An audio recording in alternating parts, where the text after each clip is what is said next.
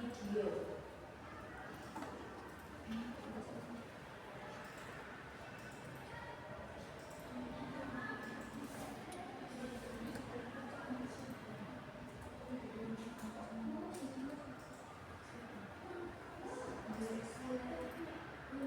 Sebentar ya, anak.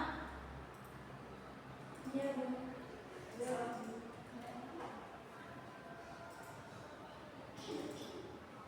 Nggak apa-apa, nggak jadi aja. Ibu ada satu es breaking yang buat kalian semangat pagi. Oke, Ibu.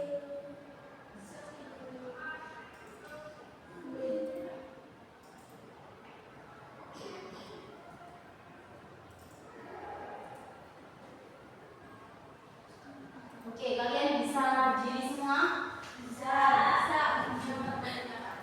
Ya. Bisa diregangkan?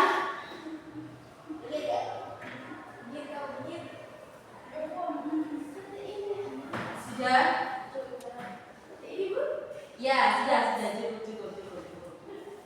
Sekalian tepuk dulu ya saya bersama ya. Pegangan. Ya, pegangan. Ibu akan sampaikan tepuk pada Ibu bilang tepuk satu, tepuk dua, tepuk tiga, sampai tepuk angka berapa nanti kalian lihat apa yang Ibu bicarakan. Tapi ketika Ibu bilang tidak ada tepuk, jangan tepuk. Oke? Pemanasan dulu. Tepuk satu, tepuk dua, tepuk tiga, satu. Ya. Tapi Mbak Sarah sama Mbak Dina ini belum fokus. Tepuk fokus.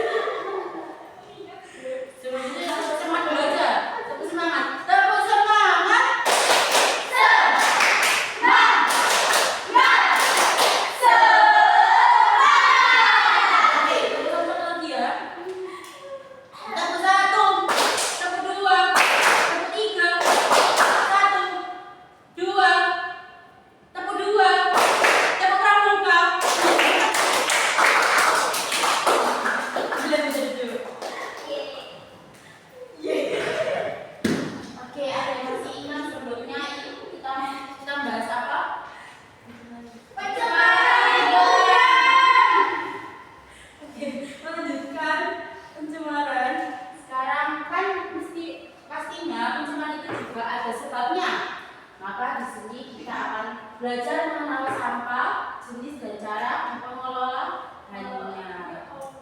Sehingga tujuan pembelajaran pada hari ini yaitu mengidentifikasi berbagai jenis sampah yang ada di lingkungan seperti organik, anorganik, dan B3, dampak sampah terhadap lingkungan, dan memberikan contoh cara pengelolaan sampah dengan 3R. Selanjutnya,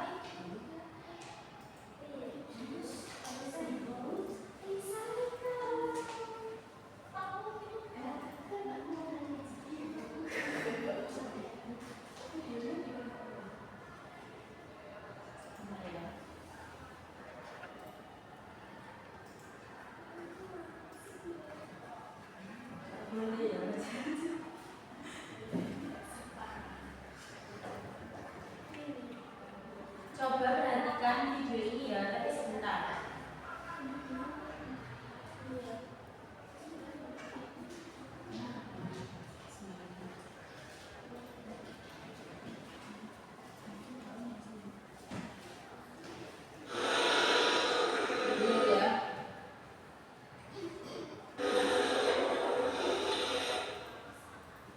Ya, sebentar ya.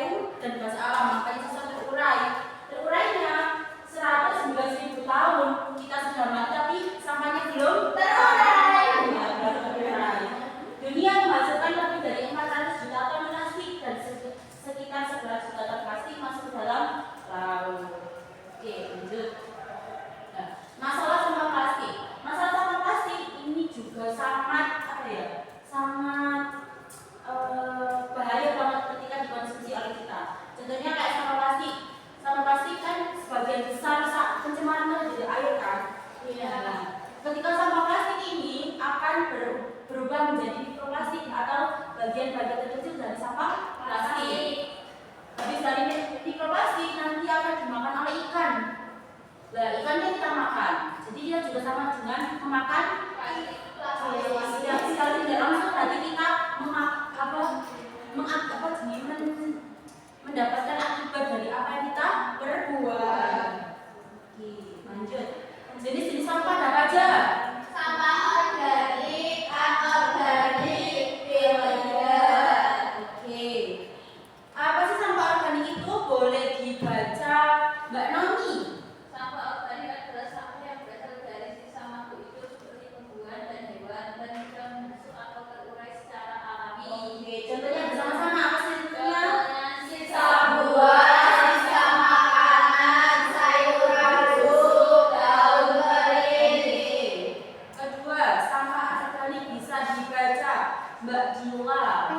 Sampah anorganik sama anorganik adalah sampah yang berasal dari bahan buatan manusia atau hasil olahan pabrik yang sulit terurai. Contohnya sampah anorganik plastik, logam, kertas, kaca. Oke, lanjutnya sampah bahan berbahaya dan beracun atau B3. Contoh bisa dibaca Mbak Dewa. Ayo. Sampah B3 adalah sampah yang berbahaya dan beracun bagi manusia, hewan, tumbuhan, dan lingkungan. Sampah ini tidak boleh dibuang sembarangan karena bisa menyebabkan pencemaran air dan tanah. Contohnya seperti baterai bekas, batu-batan, lampu, cairan pembersih, dan benteng terbakar. Pernah nggak lihat berita bahwasanya ketika Pandawaran membersihkan sungai ada semacam limbah medis? Iya. Pernah lihat nggak? Nah, Itu kan juga menyadari ya bahwasanya sampah bahan berbahaya seperti limbah medis itu tidak boleh dibuang sembarangan. Jangan ditiru ya. iya Bu. Oke, selanjutnya perbedaan sampah organik dan anorganik. Kalau organik berasal dari makhluk hidup, anorganik berasal dari bahan buatan manusia. Yang kayak tadi ya, bisa dibaca sendiri. Oke, lanjut. Nah, cara mengelola sampah dengan 3R apa saja? Reduce, reuse, recycle. Oke, dari reduce bisa dibaca Mbak Indah. Reduce mengurangi sampah, membawa tas, contohnya membawa tas belanja dari kain dan membawa botol minum sendiri, jadi nggak usah beli. Terus reuse menggunakan kembali, menggunakan botol plastik bekas untuk dijadikan pot tanaman. Recycle mengolah kembali. Contohnya kertas bekas diolah menjadi kantong belanja dan plastik menjadi kerajinan anyam. Reduce tadi membawa tas belanja, contohnya membawa tas belanja dan membawa botol minum sendiri. Ya, kayak Mbak Dewi ya. Ibu ini belum menerapkan reduce karena belum mengurangi sampah. Oke. Yang kedua menggunakan kembali, contohnya menggunakan botol plastik sebagai pot. Habis itu kaleng sebagai tempat pensil, ya kan? Iya. Oke. Recycle menggunakan kembali yaitu contohnya kertas bekas diolah menjadi kantong belanja dan plastik menjadi kerajinan, maksudnya dibuat nyaman. Betul.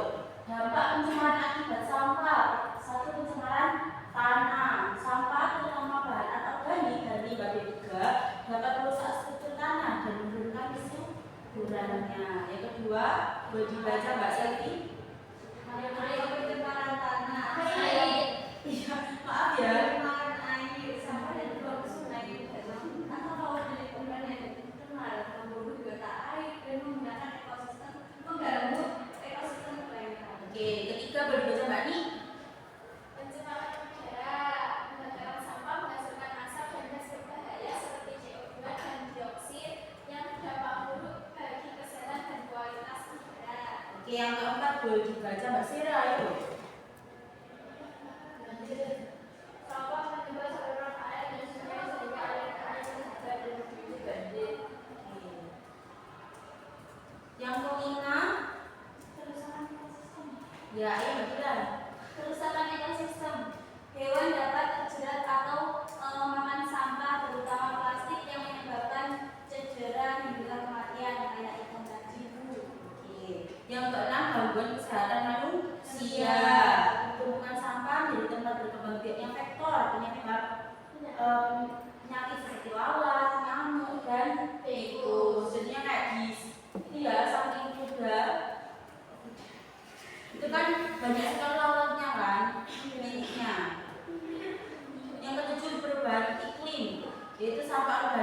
menggusur menghasilkan gas metana atau CH4 yang berkontribusi pada pemanasan global. Jadi apa saja dalam pencemaran akibat sampah? Pencemaran tanah, air, udara, terus kerusakan ekosistem, gangguan manusia dan perubahan iklim. oke. Kalian mau sebentar, ibu kan ada permainan yaitu role play. Nanti kalian akan menjadi sampah-sampah yang menyebabkan terjadinya banjir. Jadi nanti ada peristiwa yaitu banjir, dan nanti kalian akan menjadi sampah-sampah penyebab dari banjir.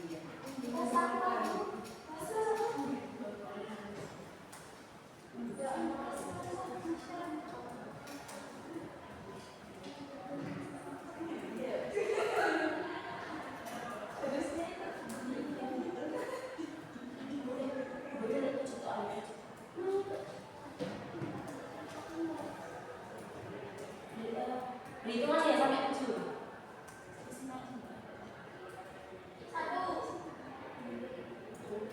2, 3, 4, 5, 6. Satu. 7. Ya. Oke, bisa ke depan. Ini kalian di samping ini sendiri mau disampaikan sampah. Kenapa itu jadi sampah? Karena sampah merupakan faktor utama terjadinya banjir.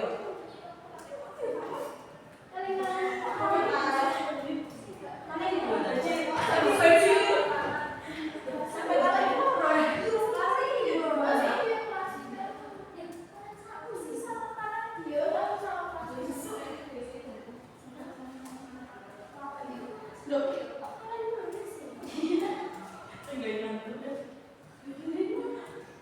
sisa makanan, kertas, botol plastik, sampah plastik. Ya. Oke, bisa ke sana ya, ke sana.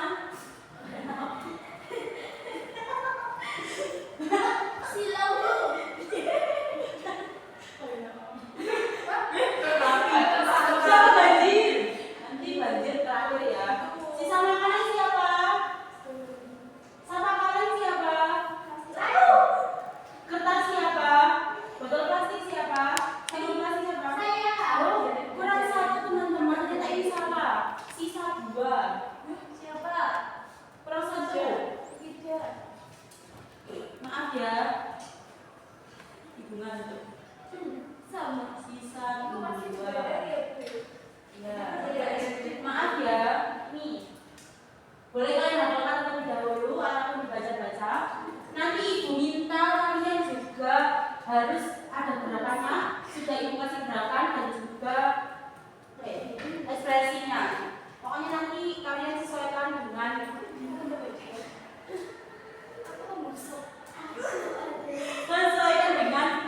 gerakan yang ibu berikan.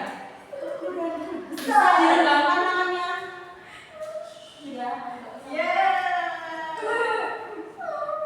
Dari mana bisa pucuk ini berpuisi? Banjir nanti terakhir ya. Boleh. Sudah, ibu bacakan dulu narasinya. Nanti suaranya bisa dibuat kayak puisi ya kalau bisa. Ibu mulai dulu ya. Pada musim hujan, air seharusnya mengalir dengan lancar melalui saluran air. Namun, ketika sampah dibuang sembarangan, saluran air tidak dapat berfungsi dengan baik. Peristiwa berikut menunjukkan bagaimana sampah dapat menyebabkan banjir. Dan ini adalah kata-kata dari sampah. Ayo. Sisa makanan. Aku